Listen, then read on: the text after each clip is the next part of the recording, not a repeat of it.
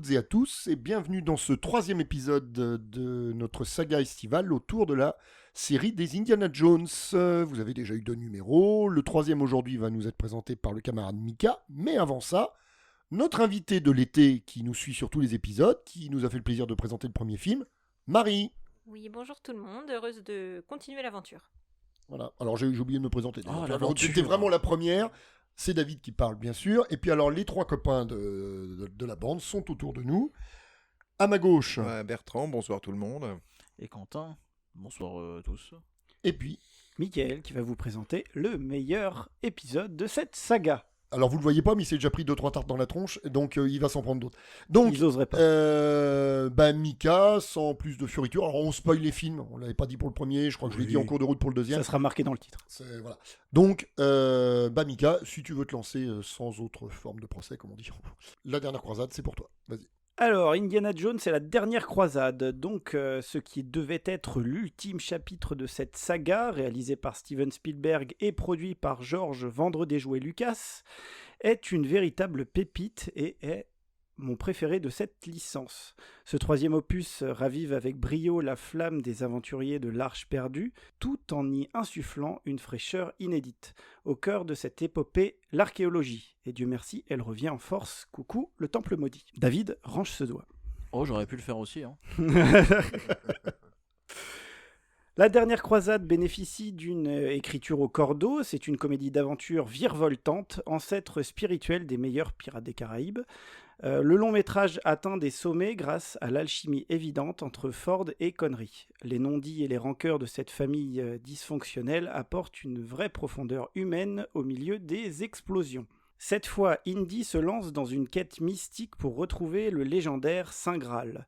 Le film enchaîne les morceaux de bravoure, les pièges antiques et les répliques cinglantes, orchestrant un équilibre parfait entre tension et pure légèreté. Un grand 8 émotionnel où l'adrénaline flirte constamment avec le sourire. Mais avant de décortiquer ce chef-d'œuvre, penchons-nous sur sa genèse, pour le moins rock'n'roll. Donc 5 ans après la noirceur du Temple maudit, Spielberg et Lucas rempilent, Harrison Ford dépoussière son fedora, ajuste sa sacoche et empoigne son fouet.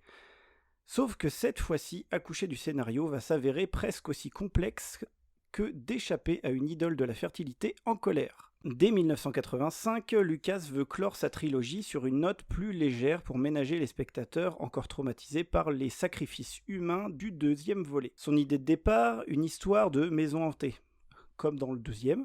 Refus catégorique de Spielberg qui dit, je cite, « George, j'ai déjà fait Poltergeist », et tout le monde sait que c'est moi qui l'ai réalisé parce que Toby Hooper en avait plein le nez. Bon, en vrai, je vous l'accorde, il n'a pas vraiment dit ça, mais c'est ce que tout le monde pense. Lucas revient à la charge avec son Graal, nouveau scepticisme de Steven, qui craint que le sujet n'ennuie le grand public. C'est alors que Chris Columbus, futur réalisateur de Maman j'ai raté l'avion, et proche de la galaxie Spielberg, notamment sur le scénario des Goonies et les Gremlins, entre dans la danse avec une proposition lunaire, transposer la légende chinoise du roi singe en plein cœur de l'Afrique. Columbus rédige 2 scripts et frôle le nanar absolu. Jugez plutôt le tableau. Un nazi avec une mitrailleuse greffée au bras. Installé sur un tank à 3 étages, des gorilles géants, Indy faisant du rodéo sur un rhinocéros, et pour couronner le tout, notre héros qui meurt dévoré par des tigres avant d'être ressuscité par le roi singe. Face à ce joyeux naufrage, Columbus est gentiment remercié. Lucas en profite pour ressortir de nouveau son Graal. Spielberg cède, mais pose ses conditions. Il lui faut une résonance émotionnelle forte. C'est le déclic. Le film traitera de la relation conflictuelle d'Indy et son père. Après les tentatives infructueuses de Menno Meyjes, je ne sais pas si je le prononce bien, Spielberg fait appel à Jeffrey Baum, donc scénariste de l'aventure intérieure. C'est lui qui trouve enfin la formule magique, recycle intelligemment quelques concepts abandonnés et scelle définitivement la dynamique père-fils. La pré-production est lancée en 1987, Ford signe immédiatement pour l'introduction. L'équipe décide de filmer la toute première aventure d'Indy adolescent. Le moyen idéal de lier le fiston, le daron et le Graal, en 15 minutes chrono. Les fidèles Marcus Brody et Salah sont également rappelés au rapport. Pour incarner Henry Jones Sr., Spielberg refuse les castings. Il veut Sir Sean Connery. Le clin d'œil est évident, Indiana ayant été conçu dès le départ comme un James Bond sans smoking. Lucas bougonne en disant qu'il va prendre trop de place et que les gens ne verront que l'agent 007. Ce à quoi Spielberg va répondre « George, Indy est le fils de James Bond, c'est d'une logique implacable ». Encore une fois, c'est une citation pas très officielle. Merci. Oui, puis j'imagine que imaginer une écriture du personnage de Sean Connery comme étant très différente de son personnage de James Bond aide à différencier le James Bond de Sean Connery, enfin de ne pas voir James Bond en Sean Connery dans ce film, quoi. Effectivement.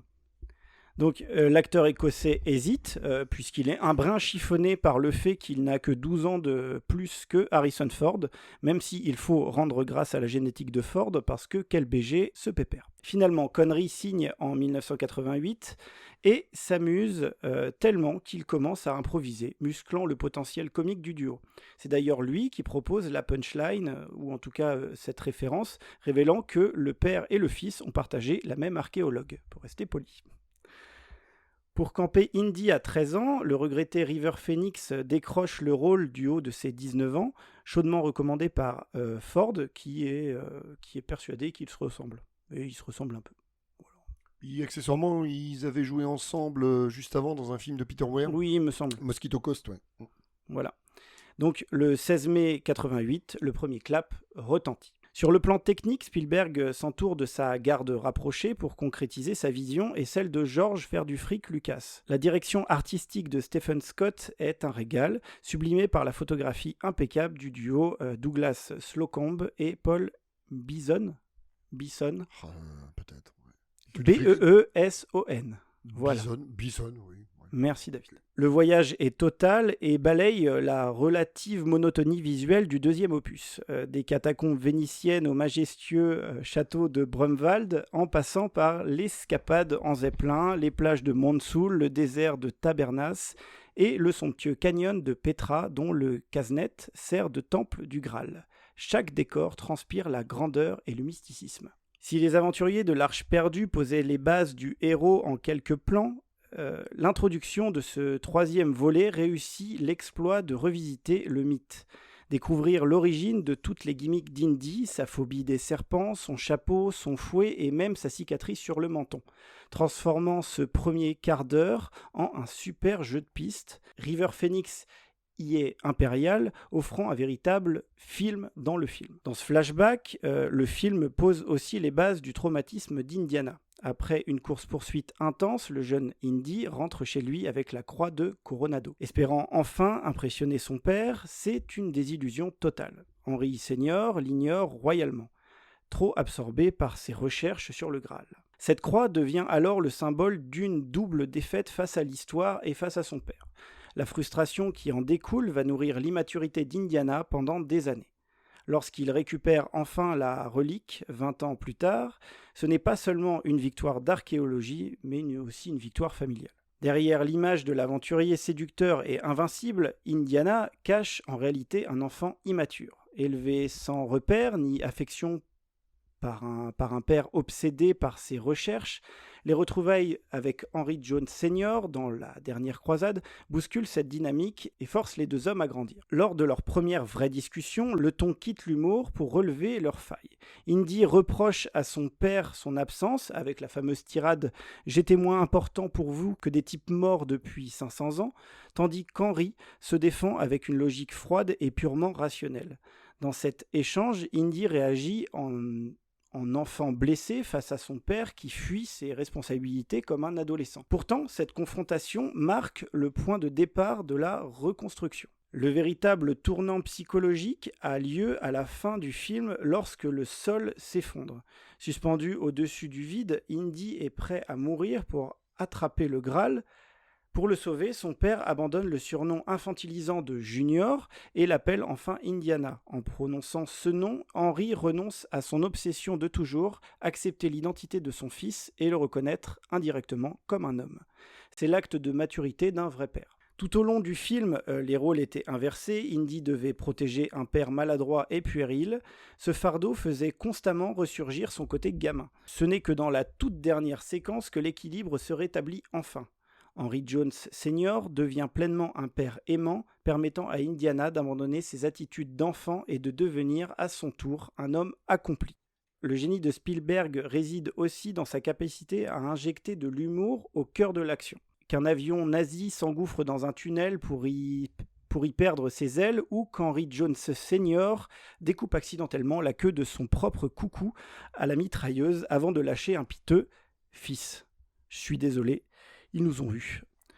On rit autant qu'on frissonne, le film manie l'autodérision sans jamais décrédibiliser ses enjeux dramatiques. Le choix de carrière d'Indiana n'a rien d'un hasard. Devenir archéologue était sa façon de suivre les traces de son père pour tenter de le rendre fier, où qu'il soit, dans l'espoir d'obtenir enfin sa reconnaissance. Ironiquement, le Saint Graal, qui a longtemps été la source de leur rupture et de la solitude d'Indy, devient le symbole de leur réconciliation et de la renaissance de leur amour. Le film se conclut sur une image puissante, un père et son fils galopant côte à côte vers le soleil couchant, une image qui scelle un lien désormais immortel, capable de surmonter tous les obstacles, qu'ils soient humains ou surnaturels. Pour ce qui est des autres personnages, ils bénéficient d'un soin tout particulier. D'abord, on a Marcus Brody, qui est toujours interprété par Denholm Elliott, qui pousse le curseur du décalage encore plus loin que Henry Jones Sr., c'est dire, s'il sert de ressort comique par sa maladresse, sa loyauté indéflectible envers ses amis lors de l'acte final apporte une belle touche d'émotion. Pour ce qui est des antagonistes, portés par Alison Doody, Julian Glover et le glaçant Michael Byrne, oui, Byrne, pareil, campent des traîtres d'anthologie, aussi charismatiques que détestables. Seul petit regret pour moi, c'est le retour de Salah, toujours interprété par John Rhys Davies, qui pour moi est malheureusement un peu en retrait comparé aux autres. Et donc, impossible de clôturer cette chronique sans saluer la partition toujours impeccable de John Williams. Une fois de plus, le maestro livre une bande originale en symbiose totale avec l'image, transcendant chaque paysage et chaque coup de poing. Grâce à la magie du générique de fin, le compositeur est le dernier artiste à nous accompagner avant le rideau noir. Et quitter l'univers d'Indiana Jones bercé par ses cuivres héroïques est un plaisir dont, décidément, on ne se lassera jamais. C'est fini. Cool. Ok. Allez, film suivant. Alors, et vous avez aimé? qu'est-ce que je pourrais dire parce que j'ai pris le micro là, donc je parle. Oh. Marie a voulu piquer le micro à Quentin. Oui, effectivement. Je sais pas, Jonathan Rhys Meyers qui est Gimli, voilà, je sais pas, on l'a jamais dit dans toute l'émission, et pour les gens qui l'avaient jamais Oui, et capté. puis il joue dans Slider aussi. John Rhys Davies, oui. Pardon, oui, comment T'as dit Jonathan. Je pense que j'ai confondu avec... le jeune acteur là qu'on avait vu dans Matchpoint, Ouais, c'est ça. ouais, voilà, qui avait joué dans les Tudors aussi. Ouais, c'est John Rhys Davies qui a John Rhys Davies, voilà, donc qui John joue Rhys- celle-là. Ouais. Voilà, John Rhys Davies qui joue celle-là, qui joue aussi Gimli, pour ceux qui sont coutumiers de ces sagas mais n'ont jamais vu le lien entre les deux, et qui sont actuellement en train de faire... D'accord, j'avais déjà remarqué. Voilà. Bah, moi personnellement, c'est un film que j'aime beaucoup. Pas pendant longtemps, mais avant, je dirais que c'est celui que je préférais. Avant de les revoir, lors de mon premier visionnage il y a quelques temps, c'était clairement celui que je préférais, parce que effectivement, le plus fun, le plus aventureux, on bouge beaucoup, etc., etc. Et au final, aujourd'hui, je le trouve supérieur. Enfin, je m'amuse plus que dans le premier. Parce que le premier, il y a trop de trucs qui me dérangent un peu dans la deuxième partie. Là, je le trouve plus constant. Effectivement, la relation avec Sean Connery, avec son père, est vraiment adorable, très marrante, beaucoup de trucs très marrants. Il y a plein de scènes qui sont quand même assez cultes, ou juste le petit passage à Berlin est quand même vachement très bien quand même. Le carnet signé par Hitler, ça c'est vraiment genre la dédicace, superbe idée. Ça c'est une idée géniale. Ça c'est incroyable vraiment comme idée. Parce que moi ce que j'aime bien, c'est la gueule de Ford quand il joue ce passage-là. Indiana Jones, il se retrouve devant son pire ennemi. En tout cas, le patron des patrons de ses pires ennemis, les nazis. Et on sent, enfin moi je trouve que c'est ce qui transparaît dans la façon dont il le joue. Alors, évidemment, qu'il peut pas encadrer Hitler. Mais en même temps, on a presque l'impression qu'il y a une espèce de... Alors attention, des guillemets, une espèce de fascination. Merde, putain, c'est Hitler. Et il se tient droit. Bon, il fait gaffe. Alors, en même temps, il n'a pas intérêt à péter de travers. Mais moi, je trouve... en tout cas, je l'ai toujours ressenti comme ça. C'est peut-être moi. Hein, mais il a cette espèce de côté impressionné qu'on pourrait avoir devant. Ouais, donc c'est lui. Voilà, c'est ça. Ah putain, c'est lui qui est responsable de toutes ces conneries, de toutes. Il y a un côté un peu fasciné, alors répulsion, fascination Oui. évidemment, mais et j'ai toujours, moi j'adore ce passage. Je le trouve Oui. vraiment génial. Ça, Oui, mais honnêtement. je dirais qu'il y a aussi simplement le fait qu'il est actuellement déguisé en Asie et que Oui. du coup il doit aussi montrer une espèce de fascination parce que. Oui, bien sûr, Parce il y a ça aussi. Oui. il doit faire un Asie fasciné, mais il l'est aussi pour de vrai. Et puis juste, j'ai l'impression que quand on regarde il a une espèce de posture un peu sérieuse qui fonctionne bien, où ça se voit qu'il est surpris de voir Hitler, et Hitler doit avoir l'habitude de ce genre de situation un petit peu, donc il en tient pas trop rigueur, même si le film joue avec une espèce de mini suspense où il y a un petit blanc Oui. avant qu'il Ouais, se ouais. mette à signer le truc. Très bien aussi ça. Oui. Surtout qu'il attrape d'abord le journal. Parce que qu'est-ce que tu veux que. De toute façon, le moindre geste serait suspect. Le moindre geste que fait Indy à ce moment-là serait suspect. Donc, il tend la main, il attrape le journal, c'est là. Oh putain, mais. Donc là, j'aime bien. En fait, c'est un peu comme pour revenir un peu vite fait sur le 2, c'est un peu un élément un peu du 2, je trouve. C'est un peu un curseur très puissant. Ça a presque. Pas d'utilité, tu vois. Ça fait partie des trucs que vous disiez dans le 2.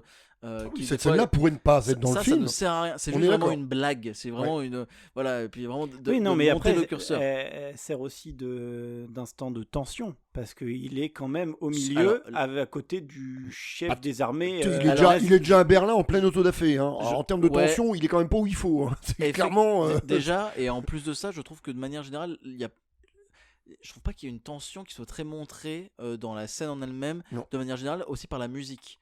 Déjà parce que la scène, on n'a pas vu l'infiltration ou quoi que ce soit. On l'a vu genre directement en plein milieu d'une place de Berlin avec des centaines de nazis habillés en nazis. Donc tu te dis, bon ok, ça a l'air de bien se passer parce qu'il est déjà arrivé là. Et c'est surtout une scène où il discute avec Elsa. Elsa, et où il n'y a pas spécialement de danger pour lui. Ils sont en train de se mettre d'accord sur des trucs, de mettre au point de rediscuter, machin. Et il y a la musique qui, mémoire, est un petit peu en marche. Oui, une marche, truc un peu martial. Ouais, voilà. Ouais. Donc t'as ça en fond. Donc personnellement, quand je vois cette scène, je me dis pas, oh il y a un monde où il va se faire choper, parce qu'il y a la musique derrière et c'est un côté presque un peu comique, la situation. Du coup, mais moi j'aime beaucoup cette scène. Bref, on est resté un peu dessus, mais en tout cas, il y a des trucs que j'aime vraiment beaucoup dans celui-là. Effectivement, c'est celui où on bouge le plus. Il y a plein de trucs assez malins. Le fait qu'il y ait en parallèle de toute cette histoire entre les nazis et le groupe des gentils Indy et tout, il y a du coup ces espèces de défenseurs du Graal qui sont en fond, qui au début du film attaquent Indy à Venise. Après on découvre plus tard que c'est pas vraiment des méchants, c'est juste des gens qui défendent un secret ancien. Ça me rappelle un peu d'ailleurs La Momie, qui a un peu la même chose, avec des défenseurs d'un secret ancien et tout quoi. Donc ouais, il y a une espèce de mélange de trucs qui est cool. Je dirais que à la revoyure aujourd'hui, quand je revois le film, tout à l'heure on l'a regardé, bon c'est pas obligé de regarder ça, mais bref, je dirais que toute la séquence finale avec les épreuves une par une, c'est pas la séquence que je préfère du film. Moi non plus. Clairement pas. Surtout après la scène du tank.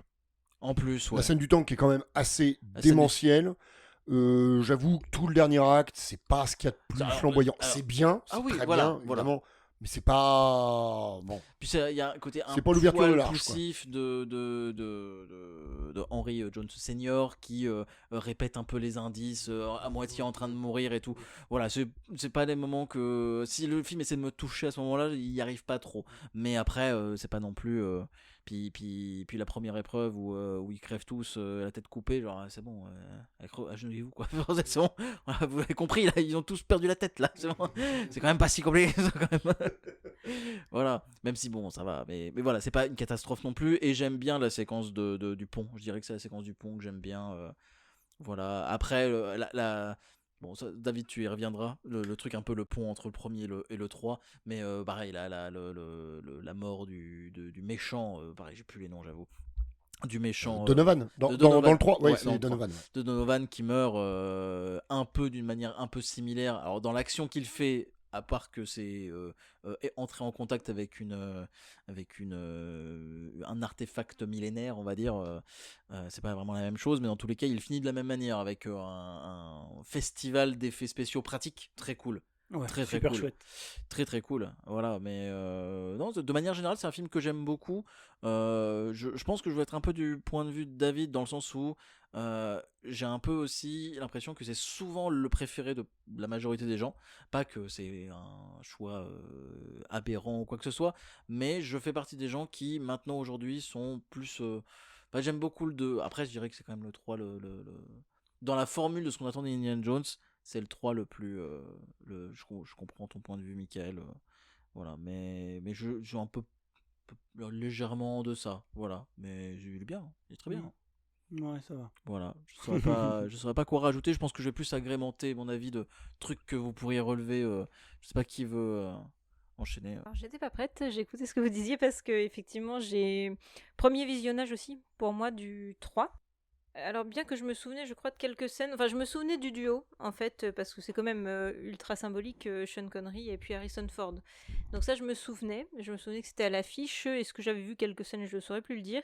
Je trouve que le duo fonctionne à merveille. Ça on l'a dit déjà. Hein, Je pense que suffisamment. personne va dire le contraire. C'est Là-dessus, ça, s'il y a bien un truc où c'est tout le monde ça. va s'entendre, Alors, c'est... sans grande surprise. Alors, ceci dit, deux acteurs peuvent être bons et puis pas fonctionner correctement ensemble. Oui, hein, mais là, non, là, il y a eu clairement une alchimie entre les deux voilà. qui est assez phénoménale. Ça, Là, faut c'est très reconnaître. chouette. Alors que, excuse-moi, je te coupe un instant, vas-y. mais est-ce qu'il n'y a pas une histoire de comme quoi ils s'entendaient pas sur le plateau? Non? Je crois pas. Non, non, ok, non, pardon. non, je crois pas. Pardon, non. pardon. Non, non. Je Ah, confonds ok. alors d'histoire. Non, non, le seul truc qu'avait c'est Sean Connery, c'est qu'il a juste 12 ans de plus que Ford. Bon, après, honnêtement, j'ai l'impression qu'ils l'ont vieilli un peu. Enfin, moi, ça m'a jamais choqué. Hein. Non, visuellement, c'est pas choquant, effectivement. Ouais. C'est pas choquant, ça fait pas parfaitement naturel et. Enfin, oui, on se dit pas. Ça coule pas de source, mais c'est pas choquant en fait. Voilà, Ouais, je sais bon, pas- enfin, moi, que Ford, Oui, à l'époque, oui. là, enfin, dans le Ouais. film, soit le fils de Connery, avec les visages qu'ils ont, ok. Oui, C'est- ah non, mais Alors, ça tu dis que fonctionne. Sean hein. Connery, il l'a pas Ça eu à fonctionne. 40 ans, évidemment, T'es pas, mais oui, voilà, ça, t'es ça pas marche, choqué, ça ce marche. qui fonctionnerait plutôt bien avec en plus le profil du papa. Mais bon, oui, bon, bref, en tout cas, non. Que dire de plus? J'ai voulu. J'ai pas pris de notes au fur et à mesure que vous rebondissiez, pourtant ça me venait. J'aime assez le fait qu'il y ait cette petite supercherie finale avec effectivement. Alors c'est Elsa, hein, je crois, elle s'appelle, parce que je finis par mélanger toutes ces dames aussi. Avec Elsa, alors le personnage en lui-même de cette femme ne m'a pas fasciné outre mesure et m'a pas dérangé. En fait, je trouve elle fait bien le job. Au départ, je la préfère au début du film. Après, je trouve que ça se perd un peu. Et puis finalement, quand elle revient avec cette scène finale où elle va être complice juste d'un regard avec Indiana pour diriger l'autre qui lui fait aveuglément confiance d'ailleurs. Hein. Il remet sa vie littéralement entre les mains de cette professeure et c'est pas de chance parce que du coup elle va le leurrer. Mais voilà, j'ai trouvé ça assez sympa. Après, oui, franchement, je trouve que ce qui me plaît le plus dans le film, c'est vraiment le duo. Honnêtement, je trouve que ce qui m'a fait le plus aimer ce film, c'est le duo. Pour le coup, la scène de départ, la scène d'ouverture avec le train, et avec toutes les petits rappels de ce qui fait qu'Indiana on est là, on est bien sur cette scène Oui, oui, d'ouverture, c'est hein, ça. parce que j'ai peur à chaque fois de dire des bêtises. Je m'en serais passée. J'ai trouvé. Enfin, je regardais cette scène, je trouve l'idée du train avec les animaux, contrairement à ce que j'ai pu dire sur les animaux du 2, plaisante. Cette idée justement très cirque, très spectacle, et puis ça n'arrête pas une seconde. Je la trouve très plaisante et bien plus intelligemment menée, pour le coup, parce qu'elle cherche pas à nous tirer les rires, en fait, elle est juste là pour être pleine d'action, et il y a ces animaux en plus. La scène avec le lion, je la trouve assez dingue, je la trouve très plaisante à regarder. Le fait est que je me serais passée de tout le côté on va vous expliquer pourquoi Indy en est arrivé là ensuite. En fait, j'avais pas spécialement besoin qu'on me dicte et pourquoi il a un fouet et pourquoi c'est des choses en fait que je trouve pas très subtiles et pourquoi il a peur des serpents parce que je trouve ça il peut avoir peur des serpents comme les 3/4 d'entre nous qui avons peur des serpents sans qu'il y ait de raison particulière. On n'est pas tombé dans un bac de serpents, pour autant leur présence nous dérange en fait. Et du coup, est-ce que vraiment il fallait souligner qu'il soit tombé dans le bac fallait souligner qu'il y ait... À la rigueur, le petit clin d'œil du chapeau peut être un peu sympa, de savoir pourquoi il tient Mordicus à ce chapeau. Mais est-ce que ça aurait pas suffi ? Ouais, j'avais pas spécialement envie de voir et la référence au fouet. Alors je sais pas ce qu'il y a d'autre. C'est peut-être, Fouet, cicatrice. La Oui, cicatrice, ouais. oui, voilà. Bon, Disons que je m'en serais passé. Je me serais plus accommodée de ne pas savoir, en fait, et de pouvoir avoir le loisir d'imaginer, du coup, de pourquoi il a un fouet. C'est assez original, mais est-ce qu'on a vraiment besoin de savoir que c'est dans cette scène que je trouve pas déplaisante pour autant? Voilà, Je suis d'accord. Honnêtement, je suis d'accord. Je trouve pas la scène inutile parce qu'elle est vraiment cool. Oui, voilà. River Phoenix c'est bien et c'est sympa. Un peu classique, un peu, ça fait du bien de parfois retourner un peu à quelque chose un peu classique, d'avoir une scène d'intro qui se passe qu'un petit peu avant, puis après voilà on arrive dans le dur. Surtout quand ça permet d'introduire des éléments narratifs principaux du C'est film ça. qui va arriver. C'est En ça. l'occurrence la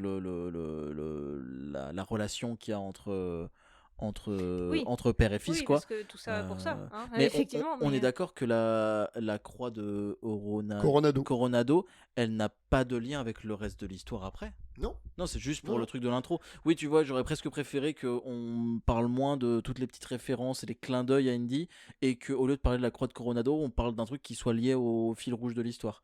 Histoire de voilà, j'aurais été plus client de ça. Garder la scène de jeune avec une espèce de petite trahison et de mésentente entre père et fils, tu vois, mais qu'au lieu de parler de la croix de Coronado qui au final n'a pas d'utilité dans le reste du récit, voilà, quitte à aller là-dedans. Si, parce que en fait, elle amorce quelque chose, parce que dans ton intro, en fait, il finit par se la faire prendre, parce qu'à la fin, parce que son père en a rien à foutre, parce que tout ce qu'il veut, c'est le Graal, et il travaille sur son Graal. Donc déjà, il y a ce truc-là, et dans la scène d'après, il la récupère, et là, c'est en fait l'amorce de cette relation père-fils qui va pouvoir se rabibocher. Par cette victoire qui était juste avant une défaite, ça va amorcer quelque chose qui va ressouder leurs liens. Enfin, les souder, parce que tu comprends quand même que, bon, est-ce qu'ils ont déjà été soudés Tu veux dire que le fait qu'il arrive à récupérer la croix, ça relance Mais est-ce que genre, pendant un moment où il parle avec son père, il dit hey, père, j'ai récupéré la croix de Coronado? Non, mais c'est subtil. C'est justement une subtilité d'écriture. Oui, ça me... Oui, mais vu que tu préfères le 2, je comprends que les subtilités d'écriture... Pardon, désolé, c'est gratuit. Ça dépend en quel ça dépend en quel contexte en fait. Et là, en l'occurrence, mais je dis pas que c'est nul ou quoi que ce soit. C'est juste que si on doit aller sur le détail un petit peu, voilà. C'est vrai que une fois que le film c'est fini et qu'on est 2-3 jours après et que j'y réfléchis, je me dis, mais attends, cette histoire de croix de Coronado, ça servit à rien en fait. Ça n'a pas servi à rien exactement, mais le second film avait cette idée de genre pas avoir de vrai fil narratif principal et de se laisser porter par le truc. Là, le 3, quitte à partir sur une vraie histoire, qui a un vrai fil, un peu comme le premier, le premier, c'est vrai qu'il a aussi une intro qui sert pas à rien parce qu'on nous introduit un méchant, tu vois. Là, le début... Mais les scènes sont cool. Mais en vrai, les scènes sont cool. Ça, il n'y a pas à dire. Esthétiquement, c'est chouette. Ça t'emmène, en fait. Puis c'est du bateau aussi assez impressionnante. Donc, tu dis, putain, ils se sont fait chier pour une scène qui n'apporte pas grand chose à l'histoire, à part le chapeau. Voilà. Ils sont bien fait chier. Parce que à tourner, ça devait être bien galère. Encore que même le chapeau, en fait, je trouve ça un petit peu. Alors, malhabile, je sais pas si c'est le mot, mais cette petite série là, comme ça, qui arrive de. Et vous comprenez, hein. Bon, j'ai pas envie qu'on me dise ça. Moi, je regarde pas en tout cas un autre Indiana Jones pour ça. Donc, c'est vrai que ce petit truc-là m'a fait tiquer parce qu'en fait, ça m'a sorti un peu du plaisir de cette scène, justement, avec cet élan-là. Bon, après, on sort un peu du principe du serial, effectivement, où normalement c'est des histoires un peu uniques à chaque fois et qui sont un peu qui sortent qui sont très indépendantes et tout. Là, il y a un truc où si tu regardes le 3 avant de voir les autres, tu y perds légèrement. Parce que t'as pas déjà l'attachement au personnage, aux références, aux trucs et tout. Et du coup, quand tu vois l'intro du 3, tu te dis, voilà quoi. Oui, non, c'est sûr. Voilà. T'as pas la même émotion, le même frisson quand tu vois Indy jeune récupérer le fouet. Et là, t'es là, voilà, t'as pas la même chose. Voilà. Mais bref, en tout cas, ça. Ouais, puis ça fait aussi beaucoup de choses qui se passent en très peu de temps et à prendre en compte. Alors que, encore une fois, j'aurais préféré. Que ça soit de côté. Après, dans l'écriture, il y a des scènes, que je trouve assez incroyables, notamment celle du tank. Effectivement, ça c'est C'est assez dingue, la scène, oui, avec les avions également. J'ai pas passé un mauvais moment devant le 3. Je dirais pas que c'est celui dont je pourrais parler dans 2-3 ans avec autant de facilité que le premier, par exemple. Parce que, encore une fois, première vision, donc va falloir certainement que je le revoie pour compléter les choses. Mais par contre, j'ai pas eu le sentiment de m'ennuyer et il a fait le job, quoi. Je dirais, il a fait le job. Les décors sont très sympas aussi, je trouve. Donc, il a fait le job. Je laisse la main au suivant. Il nous reste toi, mon cher Bertrand. Eh ben oui, le troisième, il avait pour vocation, a priori, à boucler un petit peu la boucle. Donc, ils se sont permis ce qui ne s'était pas permis sur les deux premiers, à savoir le vaudeville, tout simplement. Hein. Voilà, la comédie pour la comédie. Parce qu'il y a plein d'éléments qui n'ont plus rien à voir avec le film d'aventure.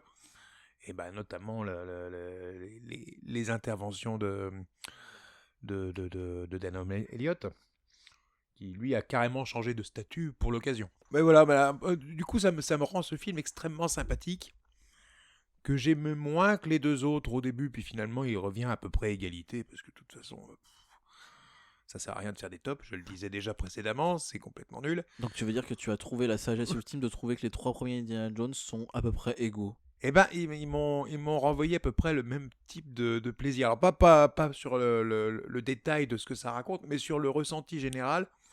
J'étais aussi content devant l'un que les autres. Eh ben écoute, je pense pouvoir te dire de manière unanime que nous sommes tous en désaccord avec cet avis, mais que par contre tu as trouvé la paix intérieure. Et ça c'est beau.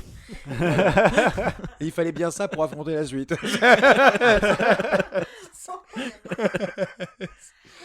Non, alors je m'érige pas en sachant, hein, mais le fait est que les connaissant à peu près tous les trois au même niveau, j'ai pas ressenti de plus d'affect pour l'un que pour l'autre, mais pas moins non plus, pour des raisons qui sont complètement diverses, parce que les trois films sont extrêmement différents dans leur approche finalement, Dans leur intention, dans leur intention, voilà. D'intention, comme disait un peu David. Voilà. Ne boudons pas notre plaisir, profitons de ce que la vie nous offre, et puis voilà. Je suis très très content de l'avoir revu, de même que les deux précédents. Et la suite est autre chose. Voilà. Alors, là on rentre en fait dans la deuxième partie de la saga pour moi. C'est-à-dire que le troisième, il inaugure la saga familiale d'Indiana Jones. C'est-à-dire que là c'est le père. Dans le suivant, ce sera le fils. Le troisième, c'est pas le Saint-Esprit, mais ce sera la filleule. Donc on rentre effectivement dans une autre dimension. Alors on est toujours dans du film d'aventure, il n'y a pas de problème, on est bien dedans, puis là le 3, c'en est quand même vraiment un archétype du genre. Mais voilà, il y a cet élément supplémentaire qui consiste à mettre le père dans les pattes d'Indiana Jones. Alors c'est à la fois la grande qualité du film, et en même temps c'est ce qui fait la différence avec le premier. Parce que moi, ce que je reproche à La Dernière Croisade, qui est un film que j'adore, c'est que le canevas est quand même extrêmement proche, pour pas dire identique, à celui des Aventuriers de l'Arche perdue. Mais en moins bien. C'est toujours Douglas Slocombe à la photo. Je trouve que le film est visuellement chouette, mais il n'a pas l'aura des deux premiers. Sincèrement. Je trouve aussi. Ça, vraiment, il est vraiment en deçà. Après, Douglas Slocombe était un vieux monsieur. Alors, je ne mets pas sur le compte de l'âge uniquement ça. Non, mais je me demande s'il n'avait pas des soucis de vue. Enfin, je sais plus. J'avais lu un truc là-dessus. Non, mais pas forcément sur La Dernière Croisade, d'ailleurs. Peut-être arrivé après. Mais bon, bref.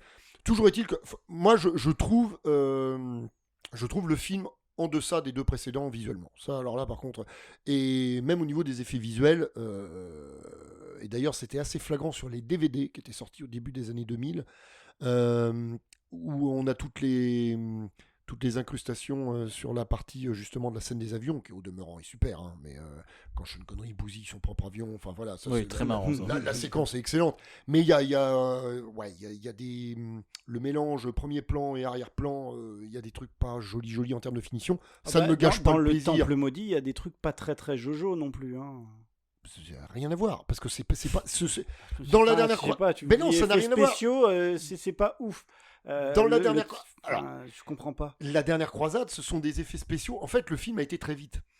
Et La Dernière Croisade, ce sont parfois des effets pas totalement abouti, pas.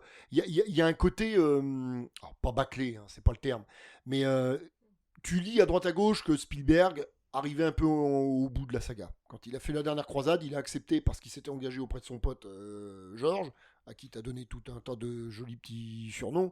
Je pense que le cœur y était plus complètement. D'ailleurs, dans ta chronique, tu l'as sous-entendu en disant allez, on va faire ça. Ah non, parce que ça va faire ça. Moi, je propose ça. Ah non, ça va faire ça. Hein, ils ont eu la genèse du projet, le scénario a eu une élaboration un peu poussive. Je pense que alors Lucas était peut-être au taquet sur ces trucs comme il est d'habitude. Spielberg y était un peu moins. Il a fallu mettre le père pour qu'il soit motivé pour faire le film. Je comprends, parce que je pense qu'il aurait eu l'impression de refaire le même film que le premier. Honnêtement. Tout ça pour dire que voilà, moi, le principal reproche que je lui fais, c'est d'être assez proche du premier. Ceci étant dit, c'est un excellent film d'aventure, extrêmement rythmé. Alors, il peut parfois avoir un côté catalogue. Hein. On prend la moto, on prend le bateau, on prend l'avion, on prend le dirigeable, on prend la voiture, on prend le tank. Je pense qu'on passe à peu près tous les moyens de locomotion Les chevaux. utilisables. Les chevaux les bourrins. et les dromadaires. Les bourrins, les chameaux ils montent pas dessus. Oui. Mais puis il en veut pas surtout. Il en veut pas. Pas de chameaux. J'ai dit pas de chameaux. Faut pas compter. Pour la voiture du beau-frère. Bref, mais on utilise à peu près tous les moyens de locomotion utilisables en 1938. Bon, ça, voilà. C'est pas grave, hein. Ça gâche pas le plaisir, c'est voilà. Mais il y a un côté un peu catalogue quand même, je trouve. Bon, la quête du Graal, moi je la trouve moins fascinante que la quête de l'Arche. Bon, ça j'avais expliqué dans le premier épisode. Comme Quentin, je ne trouve pas que le dernier acte soit le plus flamboyant. Là où l'Arche, je trouve qu'on finit avec une espèce d'apothéose. C'est pas le cas du Graal. Pour moi, l'apothéose, c'est la scène du tank. Que je prends un panard monstrueux à regarder. Franchement, l'enchaînement des emmerdes qu'ils ont dessus, ça arrête pas. Enfin, ils règlent un problème. Il y en a 3 qui arrivent derrière. Oh, puis C'est marrant. les prémices un peu de la séquence du monde perdu, le deuxième Jurassic Park tourné par Spielberg. Et On a un peu l'ancêtre de ça. Enfin, je trouve que la scène est géniale. Ouais, puis Génialement t'as menée. un fil rouge de petites blagues avec Papa Jones et son Brody. pote et Brody. Ouais, Et qui Brody, sont- oui, qui font qui des est blagues- vraiment Ouais, devenu un ouais. bout en train. Alors ça, c'est Bertrand, je crois qu'on parlait. L'écriture de Marcus Brody entre Les Aventuriers et La Dernière Croisade, on sent C'est- que c'est pas les mêmes mecs hein, qui ont écrit le C'est scénario. vrai. Parce que c'est plus le même bonhomme. Ah, C'est devenu il est un tr- espèce de petit attention, rigolo. Il est Ouais, moi, très filou, hein. Il est très filou dans le premier déjà. Il a des Oui, petites mais enfin, remarques ironiques. Bah après, il a, Oui, il a- mais il a est-ce que deux tu- scènes et demie. Non, mais alors après, Comment Il a 2 scènes et demie dans le premier. Ouais, on le voit Oui, quasiment pas. mais je veux dire, on voit qu'il est toujours un petit peu dans l'ironie, dans le. Certes. Ouais, mais enfin, je trouve pas que ça annonce le Non, bout mais en bien train sûr. que c'est. Mais alors après, Mais bien le sûr, mais perso par est génial. contre, hein. il Moi, est pas, Marcus, je je veux l'adore. dire, il n'est pas complètement neutre dans le premier, quand même. Il y a Non, un petit talent. certes. Non, mais moi, j'ai envie de le connaître il dans le annonce premier. pas les conneries dont il est Ah bah capable non. dans le. Parce que dans le 3, c'est quand même un festival. C'est Non. quand il se retrouve les Oui. 4 fers en l'air, quand il tombe du tank. Oui, mais voilà. Quand Indiana réapparaît après la chute du tank, et puis il est à faire son calcul, qui fait ses messes basses, là, bah, il était en bas, puis là maintenant il est en haut, je comprends pas, avec ses petits gestes de la main. C'est pas le Marcus Brody du premier film. Oui, mais C'est pas grave. Oui, mais, Mais- c'est parce qu'il n'est pas dans le même environnement. Tu prends Marcus Brody et Sean Connery, et Henry Jones Senior. En fait, c'est des aventuriers de bibliothèque. Ils sont là, mais parce que c'est des nulos. Enfin, c'est les geeks qui sortent de leur bibliothèque. Oui. C'est vrai. Notamment cette espèce de scène où Sean Connery descend et va sauver Brody dans ce tank. Ils se font une espèce de check, mais Oui, que, oui. que pourrait avoir des geeks Oui, dans un lycée. On dirait mais- Perceval et. Non, merde, Yvain et Gauvin. Oui, voilà, c'est ça. Ils sont mais là, qu'on vieillit. Oui, Quand ils sont dans la quête du Graal, c'est pas déconnant. ah hein. oui, c'est pas faux. Ah, tout est lié. Tout est lié. Est-ce que tu trouves que le personnage de Marcus dans le premier film, tel qu'il nous est présenté, t'as l'impression que c'est le mec qui est capable de se paumer dans son propre musée? Bah moi je trouve pas. Et ça nous est bien dit, ça nous est dit au moins 2 fois dans le 3e film. Ça, non, je te rejoins. Moi, je suis désolé. Ce côté-là, Mais c'est non. pas grave, encore, on va pas passer 3 plombes dessus parce Les que tourdis, non. Bah, c'est pas un problème. le Mais côté je trouve tourdi, non. pas, Oui, oui. je trouve pas que ce soit moi le mec des aventuriers n'annonce pas un gars qui est capable de se Non, paumer dans son le, musée. le côté Je suis désolé. piquant et puis un petit peu ironique tout le temps, on le perçoit très bien. Why not? Et avec Indiana, il Ok. se gêne pas. Hein. Oui, il se oui, gêne pas. pourquoi pas. mais, Sur voilà. d'autres aspects, bon, alors qu'ils se sentent des Mm. ailes poussées quand il est avec son pote Henry Senior. Oui, c'est Soit. rigolo. Si, c'est rigolo. Mais bon, moi je trouve qu'il y a un petit. Voilà, là où celle-là est un poil plus cohérent, je trouve. Après, il y a 2 petites choses que je voulais noter. C'est que ce qui est très plaisant, c'est qu'il y a du gag dans celui-ci et que je trouve ça à mon sens, encore une fois, parce que maintenant je comprends bien la différence, mais moins lourd. C'est-à-dire que oui, Brody tombe les 4 fers en l'air, mais c'est une fois, puis c'est assez rigolo sur cette scène du tank. Et ce qui était très plaisant, je trouvais, dans le côté, toujours cette scène, vraiment, c'est comment on peut avoir toute l'armada du monde. Et puis, en fait, pour moi, ça me fait penser vraiment à la lutte entre un tout petit truc et puis un géant. Tu vois, vraiment, je trouvais que cette scène-là, elle dit vraiment ça, en mode, le géant, oui, d'accord, il est là, il va t'écraser, mais il est malhabile, et puis il a qu'un petit bout d'œil comme ça pour te suivre, et puis toi, t'es tout petit sur ton cheval, mais tu vas forcément y arriver, en fait, tu vois. Il y a ce côté très plaisant de cet homme seul sur son cheval, qui tourne autour et qui harcèle, en fait, ce géant d'acier, et je trouve ça génial. Voilà. Oui, David contre Goliath. Voilà, Oui, il y a pour pas ne de pas ça. le citer puisqu'il est là. Oui, Mais j'ai gagné, je suis là. je trouve ça vraiment plaisant. Cette petite Mais oui, fenêtre, oui. et tu vois, à plusieurs reprises d'ailleurs, on est pris dans le tank avec eux, à savoir, on voit par la petite fenêtre, enfin, je sais pas comment on dit, petit morceau de Oui, hublot, quoi. ouais. Lucarne, Et on je sais voit, pas. voilà, par les lucarnes, et on voit aussi par le. Aidez-moi, périscope, non? Je sais pas Oui, le comment ça s'appelle. périscope, oui. Enfin, Ouais. par le truc au-dessus. Oui, mais enfin, Oui, c'est un bon. machin qui dépasse. Là, Ouais, du c'est Dora, ça, on bah, va c'est pas pas- chipoter. c'est un La peu le tourelle. machin Qui qui est expert dépasse. Oui, une tourelle. C'est quand même pas la chose Qui qu'un est télescope. qui est expert en tank ici? Personne. Avec un petit ressort comique, encore une fois, où Indiana vient s'écraser la tête dessus. On le voit en mauvaise posture, les jambes écartées comme ça, en mode Oui. oula, ça va pas. Et paf, il se prend la tête dessus, et même l'autre à l'autre bout, là, qu'est-ce qui se passe? Voilà, je trouvais ça assez sympa, cette perception. On est dans le tank, c'est ultra fort, mais en fait, t'as une vision rikiki, et l'autre qui est là avec son cheval et qui règle le pépin, enfin, comme si c'était naturel. Voilà. Western un peu moderne, là, je trouve ça Ouais, cool. puis j'aime bien aussi le côté où la scène est impressionnante, mais le tank ne l'est pas tant que ça. Il tire toujours à côté, il fait pas tant de dégâts que ça, et même quand il chute, il explose pas. Il fait poc poc Ouais, poc. puis il est dégueu, hein. Il fait pas envie. Enfin, Oui. il est pas super impressionnant parce qu'il est dégueu. Ce serait un machin comme la bagnole là, qu'ils vendent, enfin qu'ils échangent dans la séquence précédente le tank, là, la belle voiture, je sais plus ce Oui. que c'est comme modèle.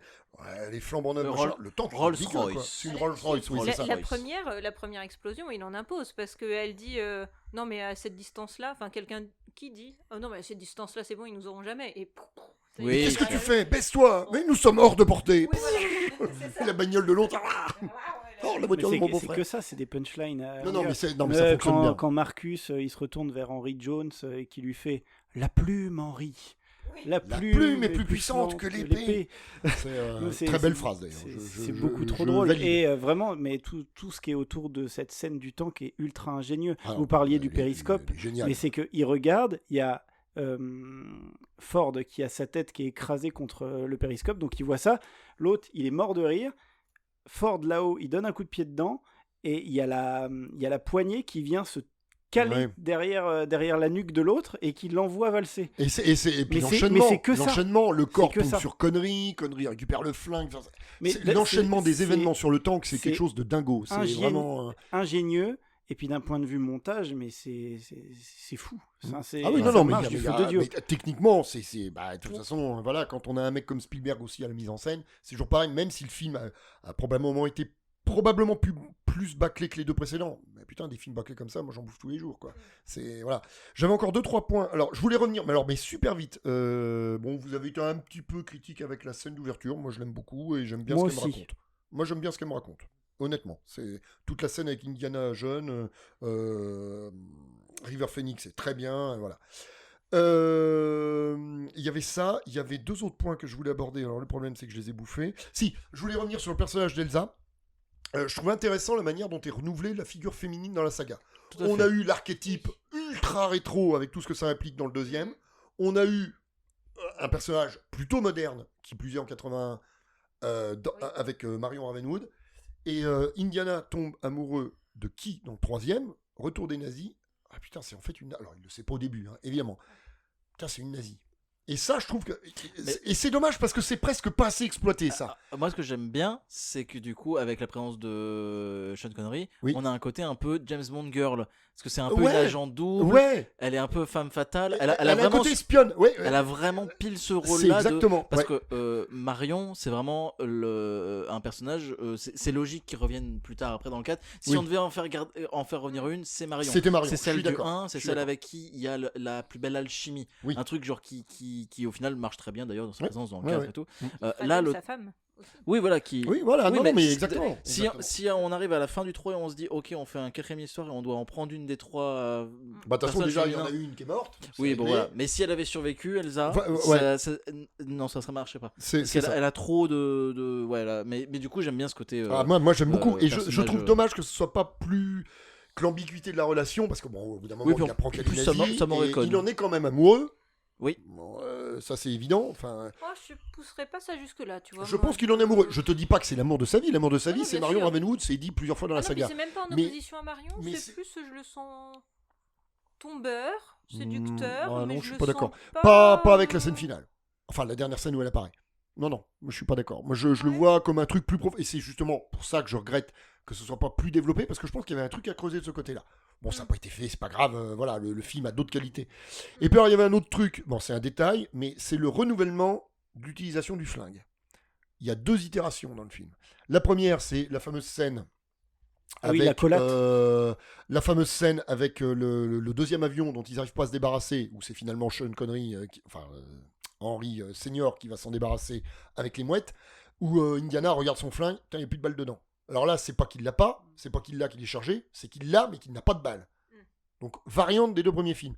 Et alors, il y a une deuxième utilisation insolite d'une arme à feu, c'est celle qui est faite, oh bah dis donc, sur le tank, décidément, il s'en passe des trucs sur le tank, où il se retrouve avec plusieurs nazis devant lui, machin, il tire, en se disant, bon, je vais au moins toucher celui-là, et en fait, ça traverse 3 ou 4 nazis d'un coup.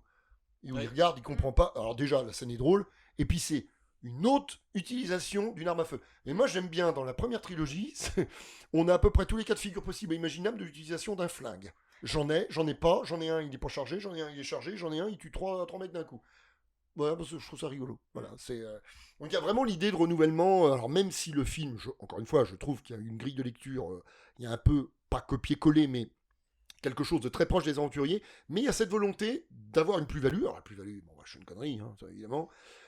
Et puis, il y a tout un tas de petites choses autour qui en font un super spectacle. On s'ennuie pas. Ouais. Je crois que j'en ai pas grand-chose. Là, quand je le revois aujourd'hui, j'en ai pas grand-chose à faire du Graal. Moi, c'est les interactions entre les deux persos.